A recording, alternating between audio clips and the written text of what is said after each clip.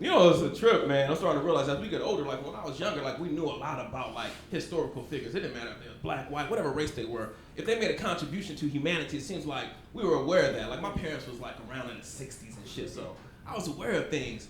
And I'm starting to realize this new generation, they don't know who people are anymore, you know? They don't know the historical figures, the people that changed the world. And I'm saying this to bring this up, man. I do a lot of speaking sometimes in like group homes and whatnot. And I was in Brooklyn last year, and I was speaking at my buddy's group home. And I was just talking about the importance of reading, you know, finding yourself, being courageous, leaving the hood, doing something different, you know, breaking the pattern to a group of predominantly like black teenage men.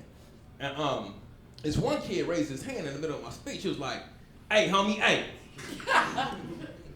Hey, what book you think I should read, homie?" And I looked at him and he was like, you know, he had cornrows, bloodshot, red eyes, you know what I'm saying? And he looked like a reader, you know what I'm saying? And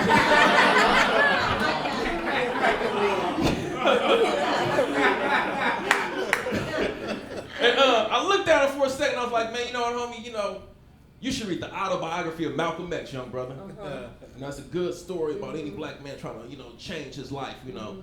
And he looked at me for a second and he thought about it and he was like, man, wasn't that nigga in Training Day?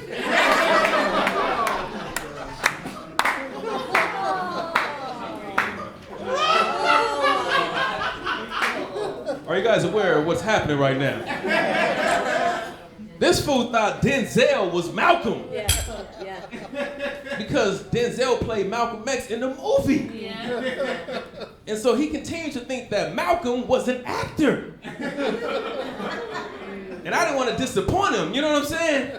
And I was like, yeah, man, he was in John Q too, man. And Remember the Titans? You see Malcolm in that shit? And the way Malcolm protected that little white girl in Man on Fire, come on, dog. He made the Honorable Elijah Muhammad proud as a motherfucker with that one.